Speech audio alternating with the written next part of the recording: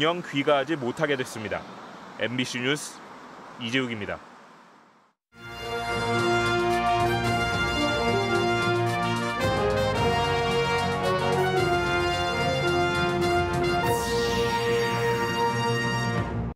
농지 규제에 5년 동안 발목 잡혔던 오송 제3국가산단이 본궤도에 오르게 됐습니다. 규모를 40% 정도 줄이는 대신 규제는 풀기로 했습니다. 김영환 지사에게 오송 참사의 책임을 묻겠다는 취지의 주민 소환 서명이 시작됐습니다. 12월 12일까지 120일 동안 이어집니다. 112 출동 지령을 현장에 실시간으로 알려야 할 순찰차 태블릿이 종종 오작동을 일으킵니다. 오송 참사 때 처음 불거진 문제가 아니었습니다. 시청자 여러분 안녕하십니까? 계속해서 충북 소식입니다. 김영환 충북지사를 투표로 해직하기 위한 주민소환 서명운동이 시작됐습니다. 앞으로 120일 동안 13만 6천 명의 서명을 받아야 주민소환 투표를 청구할 수 있는 건데 충북에서는 성공한 전례가 없어 이번에는 가능할지 주목됩니다. 김대웅 기자입니다. 김영환 충북지사에 대한 주민소환 서명운동이 시작됐습니다. 무더위 속에도 청주 성안길에는 서명에 동참하는 발길이 이어졌습니다. 오송 지하차도 참사에 대해 김영환 충북지사의 책임을 묻는 목소리가 컸습니다. 그 길을 지나지 않게 돼서 저희는 살게 됐지만 거기서 진짜 비참하게 돌아가신 14분에 대해서 무한하게 좀 가슴 아프고 참담한 심정이고 적극적인 행정가로서 역할을 못하니까 저희가 좀 이런 걸 해서 이분들이 한 번 투표로 그냥 끝나는 게 아니라 주민소환 투표를 위해 필요한 서명은 충북 유권자의 10%인 13만 6천 명가량, 120일 뒤인 12월 12일까지 받아야 합니다. 청구인 대표자가 선관위에서 받아간 서명 용지만 20만 명 분량에 이르는데 대표자와 수임자가 이 용지에 받은 서명만 유효합니다. 지난 2007년 이후 주민소환을 추진한 사례가 124건인데 이 가운데 투표 요건을 채운 경우가 11차례에 불과할 정도로 이렇게 서명을 받는 일은 쉽지가 않습니다. 특히 충북에서는 8번 시도했지만 투표 요건을 충족한 경우는 단 한 차례도 없었습니다. 주최 측은 이번에는 다르다면서 자신감을 내비쳤습니다. 잘못된 리더에 대한 충북 도민들의 실망과 분노가 크기 때문에 다른 지역보다도 주민 서명의 수가 훨씬 많을 거라고 보고요. 비용도 만만치 않습니다. 서명을 제대로 받는지 감시하고 단속하는 비용만 26억 원에 이르고 실제 투표까지 이르면 117억 원이 더해져 전체 비용이 144억 원에 이를 것으로 선관위는 추산했습니다. 이 비용은 모두 충청북도가 내야 합니다. 사전투표를 포함한 투표, 개표 등 수많은 절차 사무가 진행되므로 도지사 선거에 준하는 많은 예산이 소요될 것으로 예상하고 있습니다. 이 때문에 김영환 지사가 속한 국민의힘 관계자들은 주민 갈등만 부추기는 혈세 낭비라고 연일 비판하고 있고 서명운동을 주도하는 측에서는 비용이 들더라도 주민 소환이 필요하다면서 혈세를 아끼려면 지금이라도 사퇴하라고 반박하고 있습니다. 서명을 다 받아도 일일이 심사하는 데 적지 않은 시간이 걸려 실제 투표까지는 앞으로 1년 가까이 걸릴 가능성이 높습니다. MBC 뉴스 김대웅입니다. 농지 전용 협의가 안 돼 5년을 끌어온 오송 제3국가산업단지가 당초 계획의 61% 수준으로 축소됩니다. 농식품부의 양보안을 충청북도가 받아들여 우선 사업을 시작하기로 한 건데 땅이 줄어든 만큼 공간 활용에 대한 선택과 재배치를 피할 수 없게 됐습니다. 정재영 기자입니다. 오송역 주변 6개 마을이 국가산업단지 후보지가 된 건 5년 전인 2018년 8월입니다. 676만 9천 제곱미터, 205만 평에 달합니다. 하지만 이 중 93.6%가 농업진흥지역, 즉 국가가 식량 확보를 위해 보존하도록 한 땅이어서 농식품부의 반대에 부딪혔습니다. 수개월의 줄다리기 끝에 충청북도는 당초 계획했던 면적의 61%인 412만 5천 제곱미터, 125만 평 규모로 산단 축소를 결정했습니다. 강하게 반대하던 농식품부가 386만 제곱미터가 넘는 농지를 내주기로 한 데다 최근 오송 K바이오 스퀘어 입지 발표로 다급해진 충청북도로선 더 이상 산단 추진을 미룰 수 없었던 겁니다.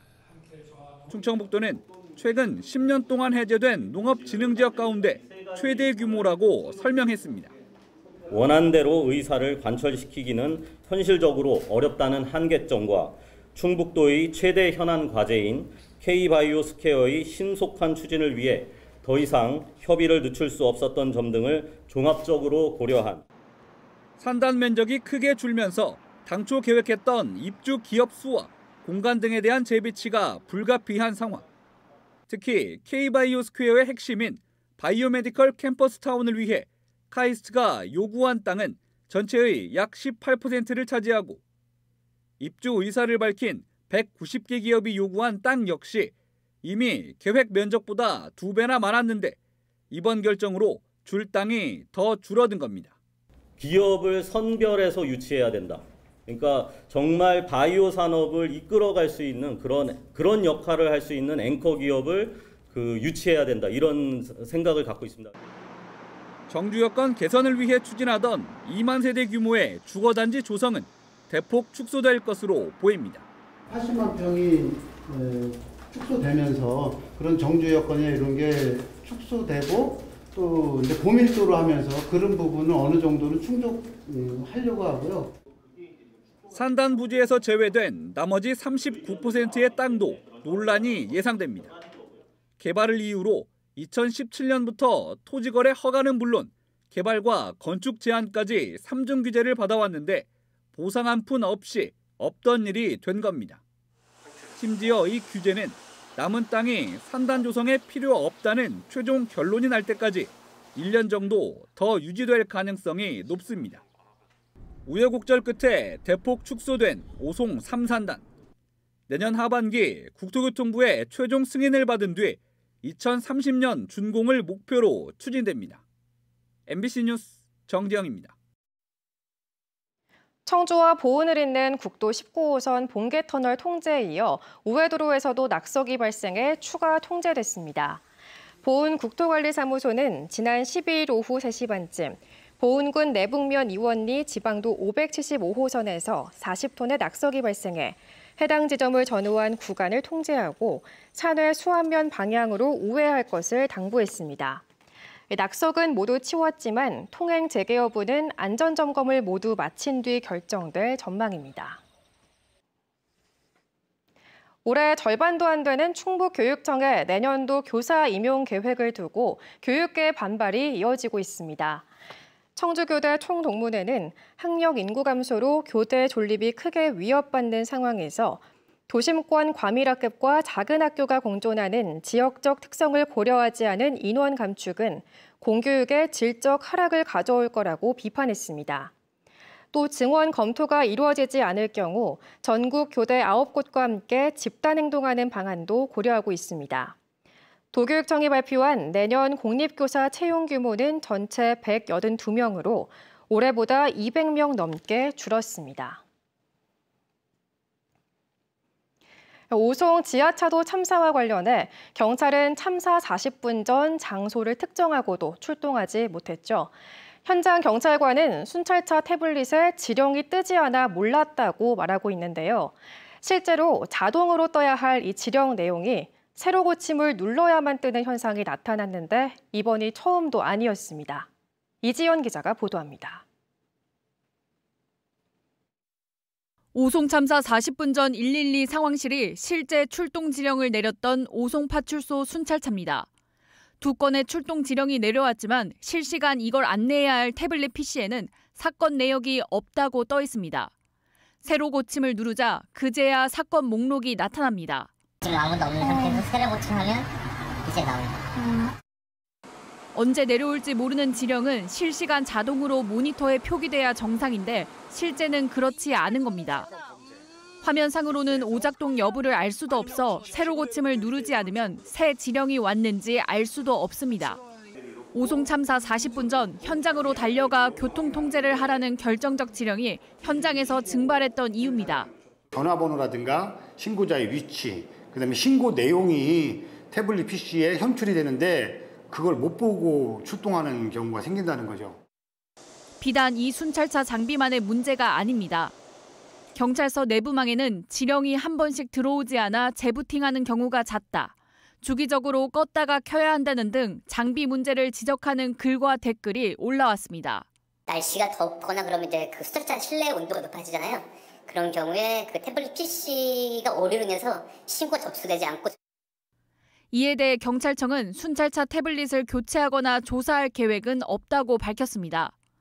태블릿은 지난해 보급된 기기로 산업용으로 개발돼 80도까지 견딜 수 있고 무엇보다 무전과 휴대전화 등으로 2중, 3중 전파를 하고 있다는 겁니다. 다만 일선 경찰관들에게는 차량을 장시간 정차하는 경우 그늘에 주차하거나 창문을 열고 근무 교대 때마다 전원을 껐다 켜라고 주문했습니다. 전국에 보급된 순찰차 태블릿의 전체 용량은 64GB입니다. MBC 뉴스 이지연입니다. 충주의 한 창호 제작업체에서 50대 노동자가 사고로 숨졌습니다. 충주경찰서와 고용노동부는 지난 12일 오후 6시 20분쯤 폐기물 운반 도중 넘어진 지게차에 깔린 50대 남성이 숨졌다고 밝혔습니다. 경찰과 노동부는 안전관리자 등을 상대로 업무상 과실치사 여부와 중대재해처벌법 위반 혐의가 있는지 조사하고 있습니다. 해당 사업장은 50인 이상으로 중대재해처벌법 대상인 것으로 전해졌습니다. 수영선수 황선우가 뺑소니 의심 사고로 경찰 조사를 받게 됐습니다. 진천경찰서는 어제 오후 7시 반쯤 진천군 광해원면의 한 도로에서 80대 남성을 조수석 사이드미러로 치고 현장을 벗어난 황선우 선수에 대해 입건 전 조사를 하고 있다고 밝혔습니다. 황 선수는 30여 분 뒤 현장에 다시 돌아와 사고를 낸 사실을 몰랐다고 진술했고 음주운전은 아닌 것으로 확인됐습니다. 어젯밤 제주에서 청주로 오려던 에어로케이 항공기가 5시간 넘게 연착하면서 승객들이 불편을 겪었습니다. 해당 항공기는 밤 10시 35분 출발 예정이었지만 정비 과정에서 부기장석 앞 유리에 균열흔이 발견돼 이륙하지 못했고 긴급 투입된 대체기는 당초 일정보다 약 5시간 30분 늦은 오늘 새벽 4시 7분쯤 청주공항에 도착했습니다. 이로 인해 오늘 오전 제주행 에어로케이 연결편도 3시간 가까이 출발이 지연됐습니다. 에어로케이는 정비사의 착오로 벌어진 해프닝이라고 해명했습니다. 충청북도와 보은군이 곤충산업 거점단지 조성을 추진합니다. 충청북도와 보은군, 농업회사 법인 K는 충북도 내 곤충산업 거점화 체계를 구축하고 2024 곤충산업 거점단지 조성을 위한 정부 공모사업에도 공동 지원하기로 했습니다. 국비 100억 원을 지원하는 농림부의 2024 곤충산업 거점단지 사업 대상은 올해 12월 공모를 시작으로 내년 4월쯤 최종 결정될 예정입니다. 국내 곤충업 신고 현황은 2012년 908개소에서 2021년 3천여 개소로 3배 이상 늘었고 이 가운데 충북은 286개소로 전국의 9.5%를 차지하고 있습니다. 충북 소식 마칩니다. 시청해주신 여러분 고맙습니다.